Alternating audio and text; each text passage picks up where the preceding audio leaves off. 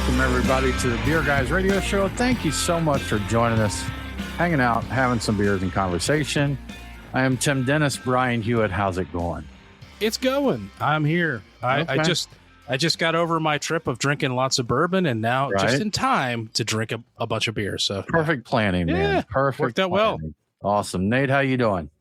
I'm doing well. You know, the last couple of weeks had me in Texas for work, so I'm happy to be on the show and drinking beers with you boys. Okay, good stuff, man. It's a good place to be. Sure enough.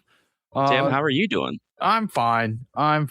Yeah, we'll say that. I haven't gone anywhere, done anything exciting. I haven't been to Texas or Kentucky or any place like that. So, but I'm chugging along pretty good here. I'm doing okay with it. So, guys, moving into our beers of the week. Brian, before we get into beers, so you did what I guess 2 years in a row makes it an annual trip at this point. So I guess, annual-ish. Kentucky weekend trip. What were your highlights there?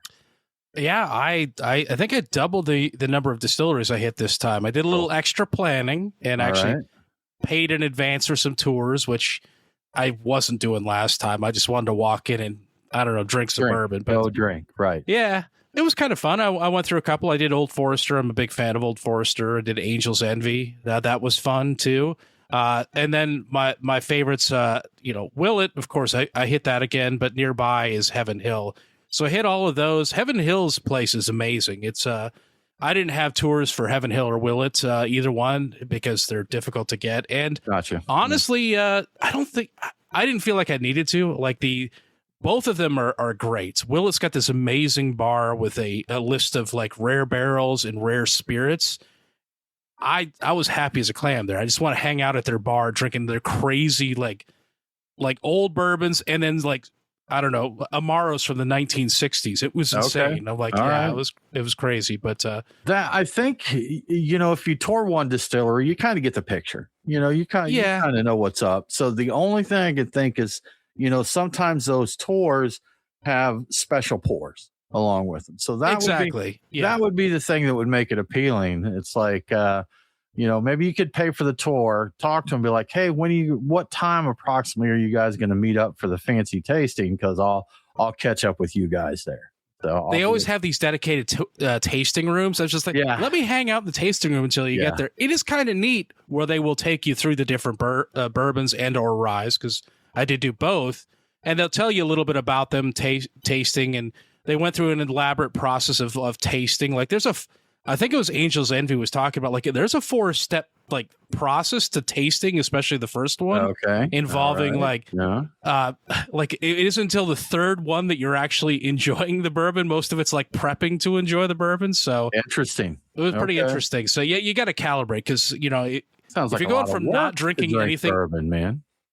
Yeah, if you're going from not drinking anything to drinking something that's 100 proof or whatever, like there's a little bit of an adjustment. So it was kind of like stepping you up to that. Now, when I was drinking bourbon all the time, that was not a big thing. And like the very first drink was amazing every time. But when you're out of practice, like I've been with my bourbon for a while, there's a little bit of a ramp up. But you learn quick though, like riding a bike, right?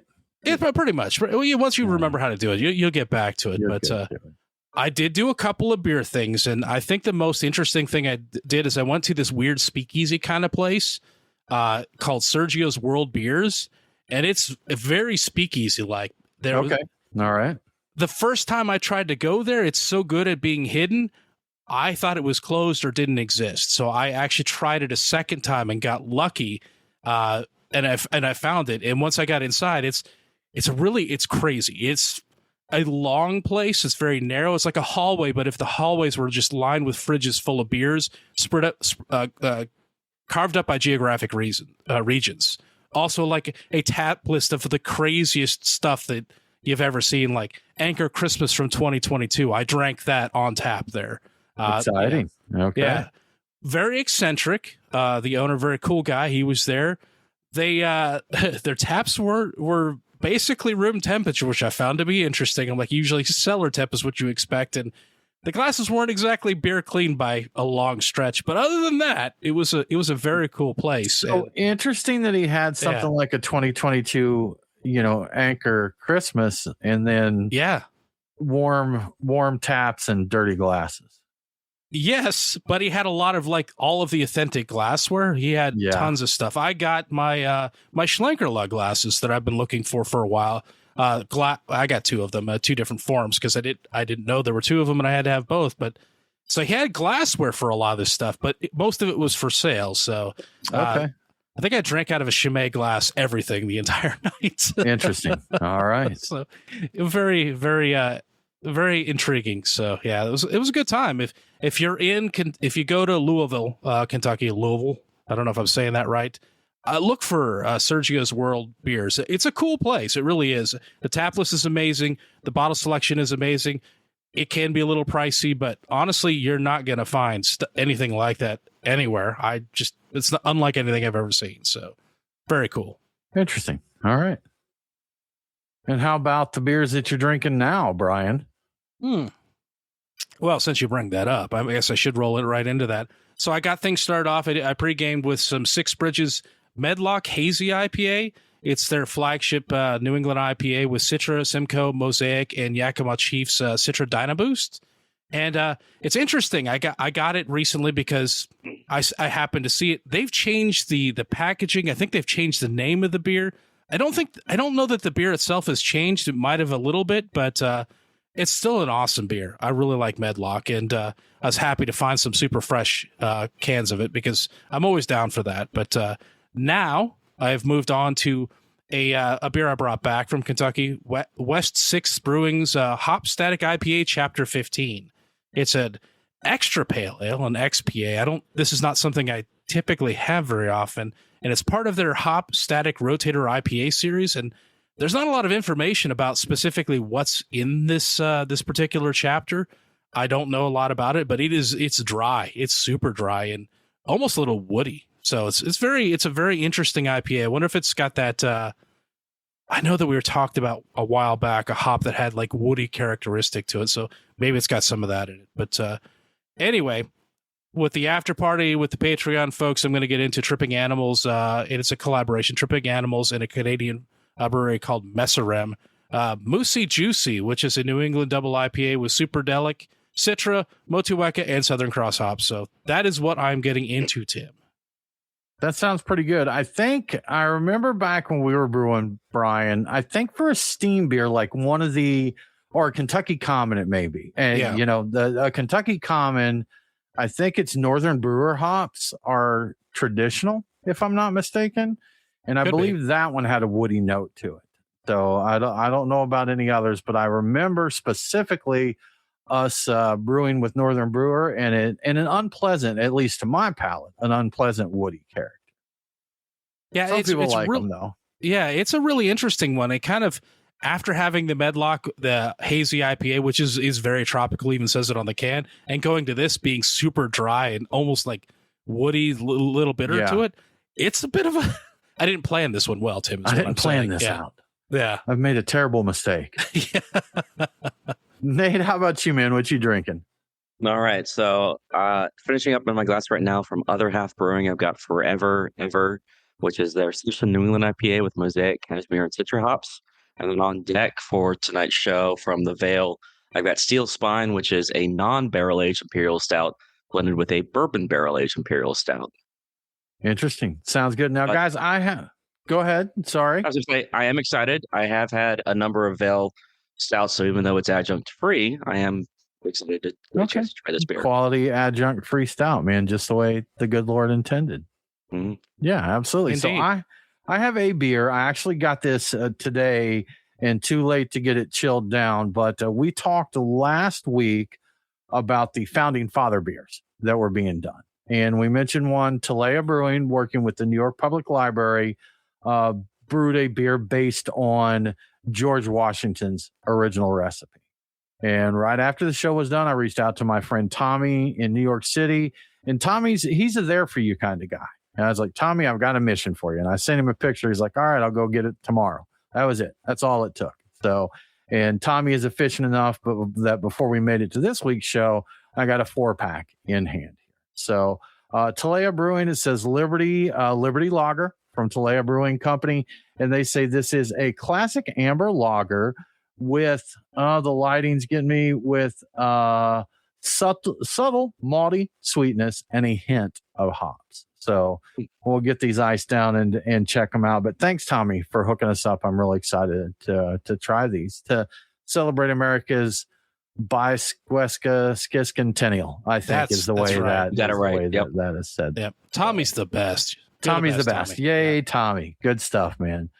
Well, guys, moving right along. Atwater Brewing, moving and shaking all the time. Some new news here. They've been acquired. That's changing again. Hot potato with Atwater Brewing. Yeah, they've been passed around like a hot potato over the years, like a lot. I went through their history, and the brewery was founded back in 1997, for people who aren't used to referring to the late 90s. The 90s, right? anyway. The late 1900s. Yeah. Yes, the late 1900s. It was then sold 8 years later in 2005. It hung out for a while, for 15 years, but then it was sold again in 2020 to Molson Coors. And then when Molson Coors' fake craft arm, 10th and Blake, you guys remember that? When that was shut down in 2024, the brewery was packaged up and sold again, this time to Tilray. And now, in 2026, Tilray is selling off the brewery. And the new owner is the guy who owned it the longest, starting back in 2005. So not the original founder, but probably the guy that's known it and owned it the most. So Mark Reith, he ran it for 15 years, and then he also ran it for 2 additional years while it was owned by Molson Coors. So the details of the transaction have not been made public, but the deal is expected to close sometime this summer. The new old owner is gracious about the management of the brewery under Molson Coors and Tilray, but he says that a giant beer conglomerate can't provide the deep, authentic community connection that a local operator can, and he says that's what's key to what Atwater is all about. The question I have is, why would Tilray sell the brewery? They only seem to know how to buy things. That just their whole thing is just acquiring more and more. I guess the reality is they've accumulated a massive and perhaps even bloated beer portfolio, and they have been trimming down their individual SKUs, their products, and streamlining things. And with the recent acquisition of BrewDog and all the other stuff they have, smaller brands that are maybe lesser known, like Atwater, are likely to be afterthoughts and probably aren't going to be treated well. Mark Reith is also a bit of a Tilray in his own right, I found out. In addition to Atwater, he also owns Fuel Beverage, Detroit Liquid Ventures, Hard Nose Spirits, Lansing Brewing Company, and Velvet Peanut Butter. And that's an actual peanut butter company from Detroit from the late 1930s. So he's got a lot of stuff going on with I think his area there. But Lansing Brewing Company, which he owns, will not be affected by the purchase of Atwater in the short term. But he does say that there will be stronger collaboration between the two breweries in the future. So I have to wonder if there will be some joining of forces there. But there was mention, I think some of the other things are actually going to move in their offices into Atwater. So Atwater is going to be more than just Atwater going forward. But yeah, it's back in the right hands now to treat the brewery right. So yeah, it's interesting. And there was no information on exactly why here. Was it prompted by Tilray wanting to unload? Was it prompted by the owner wanting to get it back? It sounded like it was really prompted by Mark Reith being very in favor of trying to get it back. He said in the article I read, and I think it was Brewbound that I read most of it, that he really wanted it back ever since, like, shortly after he sold it. He's like, he immediately wanted to pull it back, and so he's been wanting it back for a while. And I think he realized now is a really good time to get it, because I think Tilray's got more than they can handle. So I think he just jumped at it, and Tilray's like, you know what? Yeah, we'll take the money. We're not. I don't think Atwater is part of their core strategy at this point. Yeah. Now that they have BrewDogs. So yeah, I think he just saw an opportunity and jumped on it. I don't think Tilray necessarily was going to, dump it or anything like that, but just they probably weren't going to do much with it. Interesting stuff, Brian. Well, guys, as you know, the World Cup is coming to America coming up. Matches being played in America. Atlanta is one of the host cities, so we're going to see it here. Our city's been talking about it nonstop. What they're going to do, the infrastructure, all the people coming in.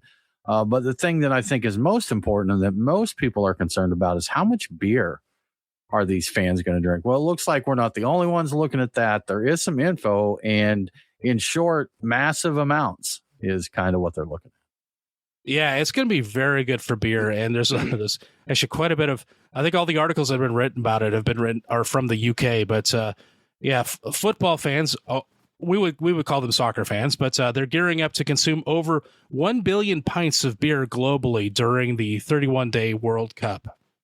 According to the investment bank Jefferies, which I think is in the UK. I'm not familiar with this place, but they expect the expected surge in drinking will help stabilize the global beer industry. It's going to be a significant thing. It will be especially helpful for the UK and Europe, as most of the matches will take place during prime drinking hours.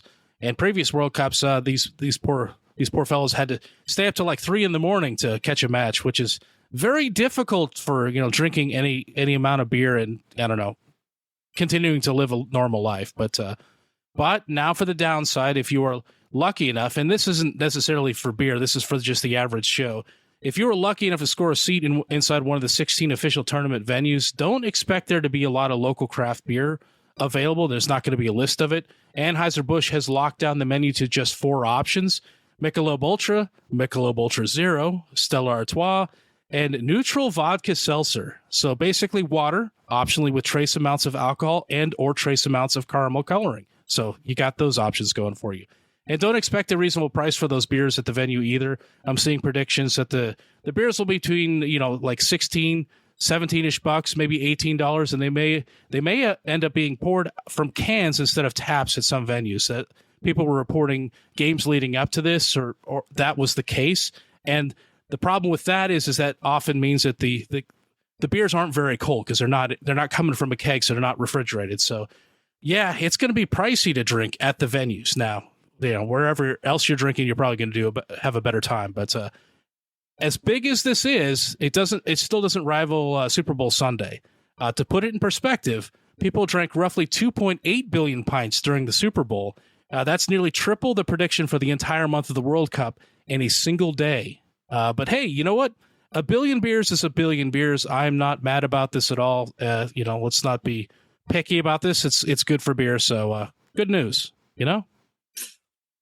I doubt the validity of the claim that people drink 2.8 billion beers on Super Bowl Sunday. And that's a lot of beers.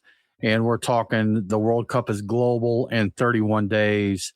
And I'm fact checking you on Claude AI. And Claude said the most commonly cited figure is, no, I saw 325 and I thought they were going to say 325 million pints. No, Brian, they said 325 million gallons, which is in fact 2.6 billion pints.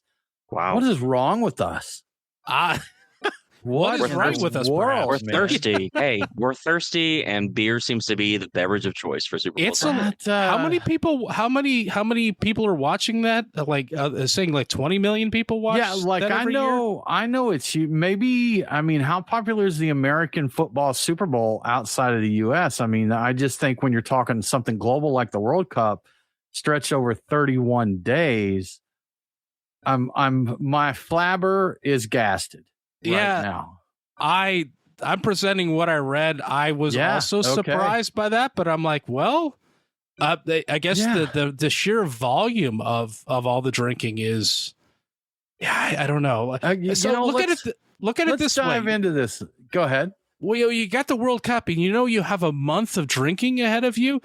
You might hold off, and like with the Super Bowl, it's that day, and you're just going to go to town. You're going to drink until you black out or something like that. But if you're doing it over the course of 30 days, you're gonna have a couple while you're watching, and I just don't think you're going for the more quite the level of recklessness as you might be for the single event. So let me say that the AI bot is as skeptical as we are and provided additional context here. So let's dive into this a little bit more. It says works out to roughly 2.6 billion pints in one day. It said worth a grain of salt, though. The number gets repeated everywhere, but it would mean that every man, woman, and child in the U.S. drinking more than a gallon of beer. Every man, woman, and child in the U.S. drinking 10 cans of beer. That checks out. That seems reasonable. Which is hard to believe. Now, it said, even Men's Journal Even Men's Journal tracked the stat across multiple sources and remained openly skeptical. It likely originated from a loose estimate years ago and has been copy-pasted into infographics ever since. More grounded numbers, it translates to roughly 50 million cases, and Super Bowl Sunday is the second largest beer drinking event in the U.S. What do you think's number one, guys? What should we call it? St. Patrick's Day. Wrong, actually, according to this, at least. According to this. 4th of July. That's good. I thought about 4th of July, but I'm like, no, that's not. Yeah. That's not as. It doesn't seem to have quite the dedication to drinking. But okay, no, that makes sense. Yeah, and I guess that's something that like everybody gets involved in. You have your backyard cookouts and everything. So okay, again, and we'll say this: AI is not always 100% accurate, but it does cite sources on this stuff. So anyhow, going back. It said 4th of July with the average party attendee consuming 4 to 6 beers. If you run the math on 100 million viewers having 4 to 5 beers each, you land closer to 500 to 600 million pints. Still a staggering amount, just not billions.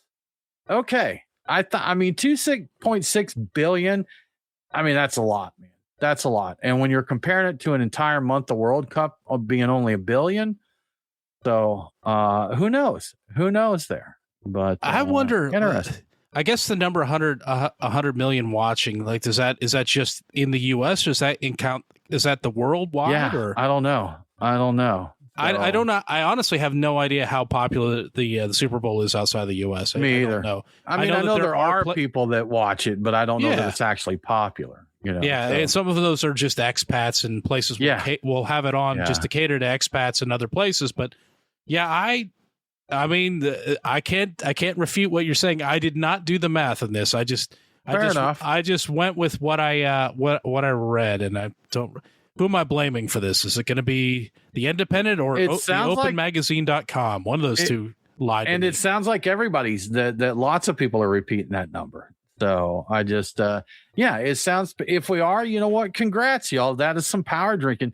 Congrats to the infants out there that are taking back 10 beers. Just knocking back 10 beers. Yeah. The one dude taking down 2 30 racks there because you got to balance this stuff out. So. I assume that, I'm drinking for 2 kind of thing. Or 3. 4. Yeah. So I'm drinking for the family.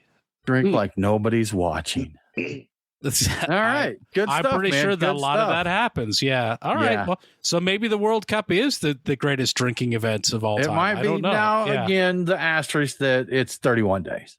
So true. Yeah. They get that. Brian, we love hearing about old beers, ancient beer recipes, and all the discoveries that happen, and some new fun news here. And the headline says that scientists are brewing a mummy beer. Yeah. So I'll bet, Tim and Mike Nate, that you've been wondering what a beer would taste like that was made with yeast from a frozen mummy. I think we all have. Yeah, I think we all have. Yeah. This makes sense. Well, good news. We might finally have the answer to that nagging question. Scientists are planning to brew a beer using wild yeast strains harvested from the mummified remains of Ötzi the Iceman. And who is Ötzi the Iceman, you ask? He is a prehistoric man preserved in the frozen Alps of northern Italy, and he's from the he died and was preserved back in the Copper Age, which is about 5,300 years ago. These days, his full-time gig is being Europe's oldest known natural human mummy, so that's what he's doing right now. But don't worry, the scientists didn't immediately jump straight to brewing beer with the Iceman yeast. That would totally be crazy. They made a loaf of sourdough bread with him first, using 4 distinct yeast strains pulled from Ötzi's skin and digestive tract, like you do, and they described the bread as being very good. So they did their research on this, and obviously they know. I'm sure they know good bread. So I hope. Anyway, the Iceman mummy was originally found by German hikers back in 1991, but when a research team started looking at the microscopic life on the body back in 2019, they were surprised to find living yeast. And they claim that the yeast in question weren't introduced since the discovery. They were along for the ride going back over a millennia, like 5,000 years. Interestingly, the yeast that they used to make the bread initially didn't do anything because they had not adapted to the task. There's what's the richness of the sugariness of the environment. They weren't used to. They didn't know what to do with it. So, but eventually they did figure out how to deal with it, and the scientists were able to make their dead guy bread. So that was pretty cool. But dead guy L. Yeah, here's an opportunity. Where is Rogue when you need them? But right. So the yeast may end up having a much more practical application to protect it from modern molds. The scientists treated the yeast with a chemical called phenol, and several of the strains that they sprayed with this stuff or treated with this stuff, they started eating the phenol, which was unexpected. Which means there could be a serious application for these ancient yeasts in cleaning up hazardous environmental spills involving phenol.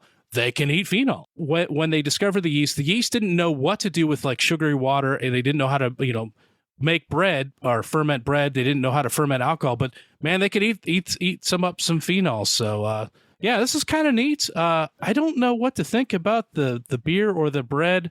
I have to think that their exuberance about the, what they're doing is going to overwhelm their sense of actually how good the bread and the beer is. But you know what? I would try it. Would you try it, Mo Mike Nate, knowing where it came from? Possibly the digestive tract of a guy that's been dead for 5,000 years? In terms of wild rides of experimental origins for ingredients for beer making, I guess I could add dead guy yeast or European dead guy yeast to my would I try this? Yes column. It's wild. The really wild thing to me is that the yeast hadn't adapted to converting to fermentation, and so I'm kind of curious because like we always say like, oh well, yeast like eats sugar, and for beer making it produces CO2 and ethanol, and that's how you make alcohol. And so it's kind of curious to me why the yeast needed to adapt to be able to be able to function the way that we understand yeast functioning. Yeah, it is pretty interesting. I think it tells you a little bit about the time that they came from. They just did not encounter, like you put the yeast in the dough, and they probably never encountered dough before. They came from a time when that was never a thing. They're used to probably much more sparse, and who knows what they ate. Obviously they ate phenols, and who knows what else they could be used for. So I think there could be a lot of interesting stuff where they should treat this yeast with a lot of other interesting compounds and see what does it actually do. Like it's this could actually be a boon for some environmental recovery. So that could be a very cool thing. Yeah, would you try Mummy beer brewed from yeast that came from the dude's skin and intestines? I would do it. Here's the thing. I know that I know how this stuff works. Bacteria is bacteria. The stuff in the air. I was reading this, still thinking like, it didn't do the fermentation. I'm like, it made me wonder, like maybe some wild yeast got in there and actually did do the fermentation, and they just didn't realize it. I'm assuming that they're on top of this. They know what's going on, and they're definitely verifying that these things did it. I would definitely try it. I know how this works. I'm not squeamish about bacteria and stuff like that. I like the idea of where the stuff comes from. No, but I think I wouldn't spend too much time thinking about it. So, but yeah. All right. Well, in other news beyond Mummy beers, have you you recently went to Kentucky? What was the oldest year barrel that you tried from? That's a really good question. I'm trying to think of how old they were. I want to say that I had some when I was at Willett, because they had the various vintage barrels or barrel picks that I had spirits that came from I want to say 10 between 2000 and later. And I want to say that the oldest things were around 14, 15 years old, I think. Like, I believe that was right around the cutoff. Anything beyond that, it got insanely expensive. Like, those ones were kind of spendy, but they went up, like, dramatically in price for the longer they were. So, yeah. It's... it doesn't seem like very long compared to this next story. We'll roll right into that. So, yeah. So, this next story is... like you might expect, is a little bit more about whiskey than beer, but beer is kind of involved, so it's still pretty cool. And I did just get back from Kentucky drinking whiskey, so you got to humor me a little bit here. I'm thinking about whiskey a lot, but Iron City Distilling in Pennsylvania is dropping a single barrel finished rye whiskey called Old Faithful. And what makes it interesting about this whiskey is the barrel itself. It's a wooden beer keg that is more than a century old and was once used by Pittsburgh Brewing Company in the production of Iron City beer before Prohibition. So over 100 years Prohibition is still around. I guess Prohibition was about 100 years ago, but this is pre-Prohibition. So the barrel survived thanks to a local anonymous collector, and I got to give a shout out to all the Breweryana collectors out there doing the Lord's work, making stuff like this last, because otherwise this stuff ends up in a landfill and nobody ever uses it again. So shout out to that guy. Thank you for hanging on to that barrel. But because the keg spent decades totally empty, the wood was completely bone dry, and that's a problem with a barrel. To bring it back to life, Iron City had to hunt down a specialized cooperage, and cooperages are the people that actually put together the barrels. It's a whole skill involved with that. But in Minnesota, they had to physically rebuild it. So it took the coopers about 6 weeks to break down the historic keg, shave out the old wood, rechar the inside, and get it tight enough to actually hold liquid again. And they were successful. The actual rye whiskey will be pretty limited, in part because it's coming from a single barrel, but also because that barrel is only 15 gallons. The barrels they typically use, at least this distillery does, are about 53 gallons, so it's a much larger size.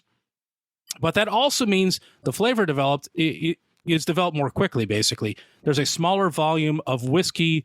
There's a smaller volume. I'm trying to think this. There's a greater volume of wood touching the smaller volume of whiskey, so there's more concentration of the flavors. So basically, there's greater access to the wood, greater access to the transfer of flavors. I'm not doing a great job of selling this point, but just trust me on this. It's gonna age faster in 15 gallon barrels than it will in 53 gallon barrels. That's science that I can't explain. But so apparently the results were good enough that Iron City Distilling has acquired a few more barrels from the same era, and they are planning to repeat the process. So they're going to go through the whole process of rebuilding those barrels. So this might become a whole thing. Like if you see an old barrel around that nobody's using, that might get reused, and that's pretty awesome. But so if you'd like to get your hands on a bottle, keep an eye out on their online store. And this is it's an Iron City Distilling. I don't have the actual URL here, but you can Google them. You'll find it.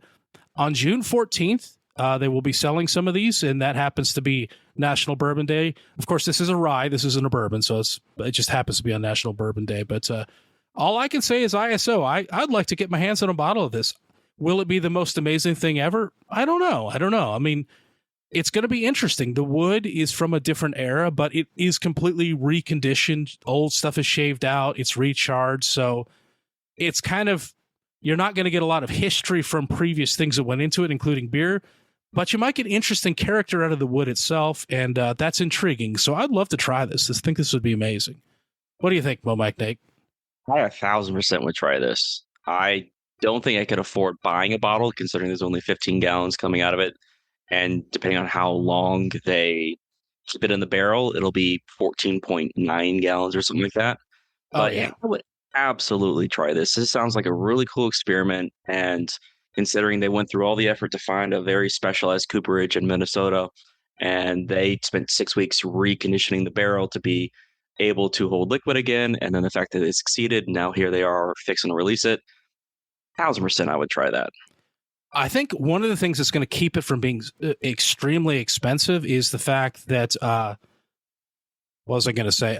It aged more quickly. They didn't keep it in the barrel nearly as long because, again, due to the smaller size of the barrel and the greater wood contact with the spirit, the age is faster. So I think this might only be, I don't recall if they said 2 or 3 years worth of aging time.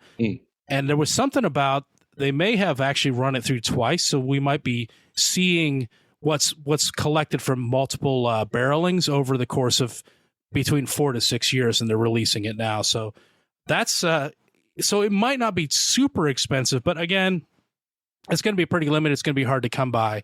And my guess is something like this that has a collectible nature to it. It is going to kind of shoot up in price. And so yeah, if you get out there, if you get over to Iron City Distillery and try it out, let us know. It'll be kind of cool to see, how's this different? Is it special? Is it interesting? So, yeah. Absolutely. Brian, what kind of Boilermaker would you do with this 100-year-old beer barrel aged dry whiskey? So I would go, for something like this where I wanted the spirit to really be showcased and wanted something to kind of maybe be supportive but not steal the show, I'd go for something light. I mean, what's the I think is there an Iron City, what is it? I was trying to think. Is there an Iron City beer? I think there might be. So I'd pick something, a local lager, probably something that's to the area, ideally made with the same water as, that would have been. So something that would be supportive, but would not steal the show. So that's what I would do with that. I think it'd be only right. If you do anything that kind of upstages it, you're kind of not doing a service to a very special spirit like that. So yeah, I support that. Yeah. What would you do? Is that what you would do? Yeah, I was thinking something light. I definitely didn't want something that would dominate the flavor profile on my palate and take away any from this rare limited time release product. Yeah. We're at a point where we should spend a little time giving a little shout out to our sponsor, Truck and Tap. So let me do that right now. Let me shoehorn that in here. So, like we've been talking about, I just got back from a trip to Kentucky. I drank a lot of bourbon. It's nearly summer. So, I'm ready for some refreshing summer beers right now. You know what I'm talking about? Jet black, big malt profiles, double-digit ABVs, kind of boozy. Yeah, of course, I'm talking about stouts right now. But and the great thing is I can always count on Truck and Tap to have me covered when it comes to quality stouts. And would you look at that? Each location has a big, boozy pastry stout on tap. Perfect. So let's explore our summer stout options in a little thing I like to call my Truck and Tap beer picks for the week. At Truck and Tap Woodstock, I'm going with Vanilla Skyline from Hubbard's Cave. No surprises here. Vanilla Skyline is an imperial stout with vanilla beans and reportedly has a long, enjoyable finish. I half expected it to be one of those white stouts that were popular a decade or so ago for about 5 minutes. So I checked the pictures on the tap. No visual funny business. I probably would have still picked it even if there was some visual funny business because I haven't seen a white stout in a very long time. But anyway, yeah, that's what I'm going with. At the Duluth location, I'm getting Pillow Talk from Prairie Artisan Ales. This is another imperial pastry stout, this time with peanut butter and marshmallow.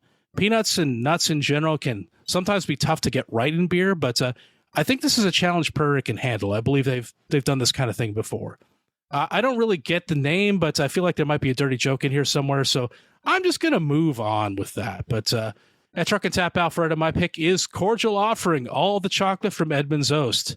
This one is different than the others. It's an imperial pastry stout with chocolate and vanilla. Not just vanilla, but also chocolate. And not just chocolate, all the chocolate. So, frankly, I don't know how it's possible for more than one of these beers to exist with one of them having all the chocolate. But anyway, I've had this one before. It's good. If you like chocolate, it won't let you down. If you like rich, sweet, boozy beers, this won't let you down either. And finally, at the Lawrenceville location, I'm going with Fudgy Grams from Weldworks. I've recommended this one before, and it looks like they brought it back for round 2. I still need to give this one a shot. I didn't get it the last time, so it's nice to have a second shot at it. But it's a liquid recreation of Keebler Deluxe Grams. You can expect chocolate fudge, vanilla, graham crackers, and of course lactose because this is an imperial milk stout. So get them lactate pills ready to go if you need them. And there you have my beer picks for the week. Get out there and have a beer or two. As always, if you'd like to see the full tap list before stopping by, take a look at truckandtap.com. The taps do change quickly, and you never know what great new beer might go on and which of these might disappear.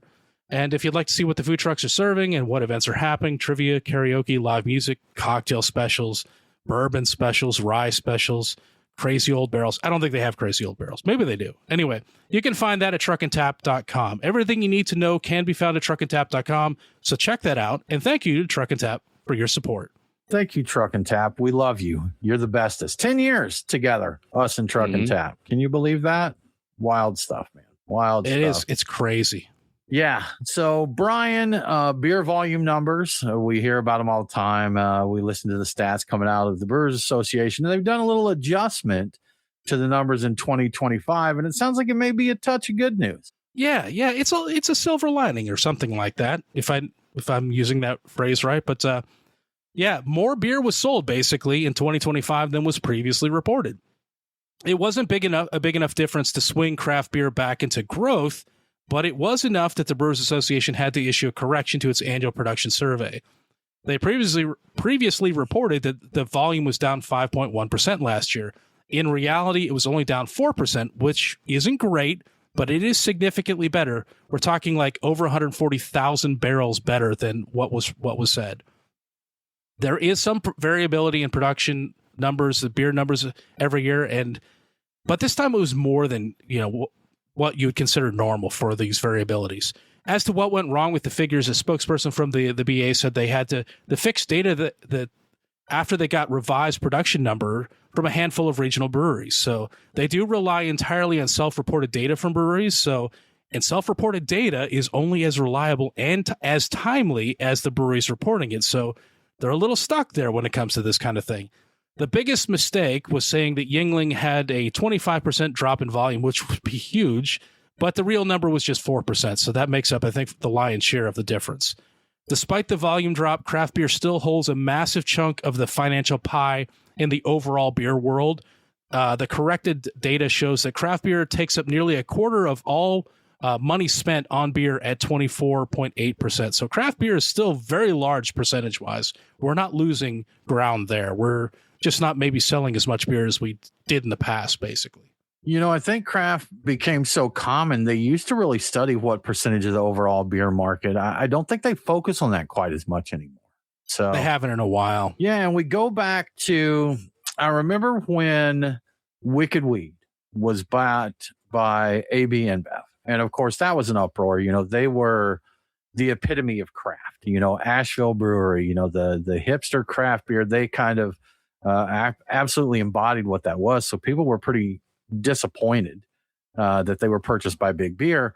And I remember one of the founders, owners, did a video with, what was that? What was AB InBev's little unit that was their craft beer? I'm forgetting the name of it. Do you guys remember the High Ground? Something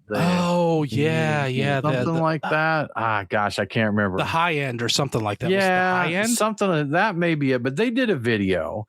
And it was right after the Brewers Association came out with their logo that was basically an upside down beer bottle is what it was. And there was some kind of mockery of that. And, there was other media talking about Big Beer. Basically, Big Beer is coming for us, and they're like, hey, guys, the basic point of that was talking to a lot of craft brewers that have been purchased by AB InBev and saying, hey guys, we're not the enemy here. We need to be looking at, wine and liquor and that, we need to work together here as beer. And I remember the guy from Wicked Weed being kind of dismissive of craft as a thing. And they literally sold their brewery like 2 weeks prior or something. It was the time. So it was just timing of it. I've not bought a Wicked Weed beer since then. I don't even think I've drank or tasted a Wicked Weed beer since then, just on principle. And, we look at what's happening now with the changes in craft beer. And I think the fear of Big Beer gobbling up breweries is not totally unjustified. I mean, we've seen a lot of it basically. And we've seen, I think we talked about one time, has there been a case where a craft brewer has been better off? And I guess that depends on the definition of whether you're looking at, a business side or the consumer side of things. I don't know of a craft beer that has been purchased and the fan base has maintained the same passion for them. Maybe Goose Island. I think maybe Goose Island I thought of that, but I don't. Has gotten special treatment and operates a lot like how they did. I think there was early on some stuff. Yeah. But I think that of all of them, I think people might point at Goose Island and say, hey, they did really good by that. They're still doing great. People still look forward to their releases. It's still a big deal. We talk about the release when the, Bourbon County comes out. I drank a Bourbon County when I was up in Kentucky. So maybe them, but maybe only them. Arguably, you might say Wicked Weed is doing all right because their one IPA is around the country. It's everywhere. I also don't drink it on principle just because that whole experience of them talking crap about the craft that took them to a point where they could be sold. Right. Dismissing it and talking down about it right after they get sold Yeah, that didn't set well with me either. So I also have not bought one of their beers or not to the best of my knowledge drank it. I have some old bottles of theirs from pre-sellout, and I've opened up a few of those over the years. I don't even think I I'm usually do that quiet. Yeah. I do that quietly. I'm in the shadows. What we do in the shadows. Exactly. I'm not going to advertise that I'm drinking that Traitorous beer. Yeah. Some of it was really good, and some of it held up really well. Some of it did not. So yeah. Yeah, and I don't know the fact of this matter because I'm not in Asheville. I'm not that in tune with the Asheville beer scene. But the last time I checked with people in Asheville, the vibe never returned. Really, the locals never embraced it the way they did before. But yeah, interesting the way all this stuff goes. They were never cheap either. Like they were always on the highest end for. There were 375s, and their bottles back in the day would have been considered pricey even by today's standards, perhaps. Yeah. But you'd buy them because they're craft, they're really good. You could count on them usually being very ingenious, very tasty, and So when you've got that, and then you talk crap, you sell out, you talk crap about your fans. So terrible. It's rough. Yeah. Just it's not cool, man. It's not cool. No, it's not. No. Well, Brian, let's talk about something that I know at least you're going to think it's cool to hear.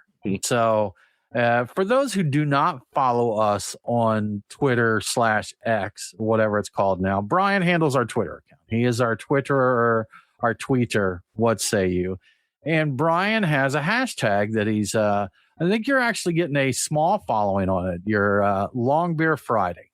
Hashtag. I do have people actually doing it. They'll tag me. They'll tag us in it when they do it. Get a stovepipe, something along those lines. Brian always has one of those on Friday, and he has Long Beer Friday. Well, Brian, may not be the beer you would chosen for this, but it seems like one that's more reasonable to drink in this size. Coors Light has the taller boy out, or for the Long Beer Friday there. Yeah, exactly. And I'm going to say that I was very excited when I saw this, but it's not quite what I expected it to be. Okay. So let me get into it. Yeah. All right. There's a little bit of disappointment here, but we got to talk about this. Just when we thought the Miller marketing department had used up all of their ideas for the season, they hit us up with the taller boy. When I saw the picture of this product, I immediately thought Long Beer Friday is never going to be the same. This is the longest of the long beers. This is amazing. But it turns out it is not a single incredibly long beer can. Much to my disappointment, I'm heartbroken. This isn't a single beer can. It's a limited edition 18-inch tall canister designed to hold 3 cold 12-ounce Coors Light cans at once. It's basically a massive double-walled stainless steel koozie. That's what this is. But it makes your 3 beers look like a single long can while it's keeping them cold. So theoretically, you could be taking a hit directly off this, and it does look like you're drinking possibly the largest beer anybody's ever had. But so the taller boy stretches out the Coors name with 14 O's, so which is a tip of the cap to the Telemundo soccer announcer for his long goal, yell. So it's in time for the World Cup. But if you'd like a Coors taller boy, it's going to set you back $30. It's a limited edition thing, and these things do go fast. They're silly, but they still go fast. But you have 2 chances to get one, and this time we're not telling you about it before they're sold out. June 11th and June 18th at noon Central Time. So check the Coors website. They got a sales site. You can find it. It'll be there. And also, if you'd like to try your hand at yelling Coors with 14 O's for cash and prizes, you can give that a shot on the Coors Light website. They're also giving away $10,000 to a lucky winner. So, yeah, I'm sad that this isn't one can, but part of me is like, I kind of still want it. I don't even know why. You're gonna get it. I figure you're gonna give it a shot. I may try to get this one. It's $30. It's so stupid. And honestly, I'm going to spend $30 so I can take a picture, put it out on social media. And I have no idea if I'll ever use it again. I don't know. Right. Yeah. Totally worth it. Here's the thing. Totally worth it. Here's the thing.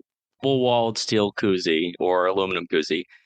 Ideally, it'll keep the beers cold because it's a koozie. You can put whatever you want into this long metallic sleeve. And so you could do 3 cans of your favorite craft beer at the moment, and then just be incognito with this cool, course, metallic sleeve.